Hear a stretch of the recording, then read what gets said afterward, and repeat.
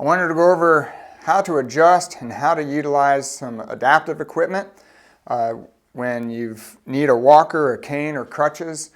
I've got a lot of clients that they come in and their walker's so short, they're like bent over like this doing it, and I don't know who adjusted it for them, but it's really messed up. So I think it's good to start off and teach you how to adjust it yourself so you get it right the first time and you don't start bad habits when you're walking and trying to get better. What you want to do is the handles for anywhere your hands are on, so it's your crutches, your cane, or your walker, you want it to be about right where your hip bone is. All right, so you do a little twisty hippie dance here, and you can feel that bone protruding.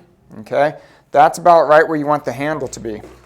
Okay, see how that is? I've pre-adjusted this one, and so that puts just the appropriate amount of bend in your elbow. If you get too much bend in your elbow, you don't have a lot of strength there. Right? If you get not enough bend in your elbow, you have nothing to absorb or push off with. And usually you're like this. So getting it right here at that hip bone, right, that's where the handle should be for that. Then when you get it adjusted correctly and you're using it in the house, oftentimes it's too wide to go through the doors. So if you've got one with wheels on it, which is pretty much 99% of the people now have, like this, I'll show you a little trick of the trade. All right, I'm giving away all my secrets here. You take those wheels, you take them off, and you switch sides.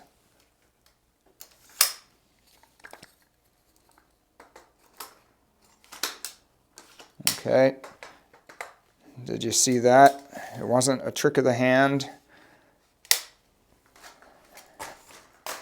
Now the wheels are on the inside, and you gained like 3 inches. So now you can zoom right through those doorways and get where you need to go with the walker. You don't have to leave it outside the door. So that's what you need to do.